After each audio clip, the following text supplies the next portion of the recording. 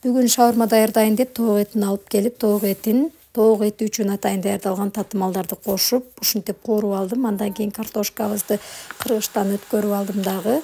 Соусун даярдадым. Соусуна ушул майонезге эле чеснок кошуп койдум. Бул сырды да теркадан өткөрүп алдым. Лавашты даярдап, помидор, бадырындарды ушинтип турап алдым. Сабиз салатты алдын ала даярдап алган болчумун. Ушинтип лаваштарды даярдап алдым дагы. Лавашты ушинтип даярдап алып, соустарын салып, үстүнөн этти салдым, картошкасын салдым, помидорун салдым, үстүнөн бадырынды дагы салып, сабиз салатын дагы салдым дагы, үстүнөн сырын салып койдум. Сырдын үстүнөн бир аз кетчуптан дагы тамызып, майонезди да салып, ушинтип ороп даяр кылып койдум. Бул даяр болгон шаурмаларымды сковородканын жардамында эле кызып турган сковородкага оң бетин, сол бетин кылып эле кактап алдым.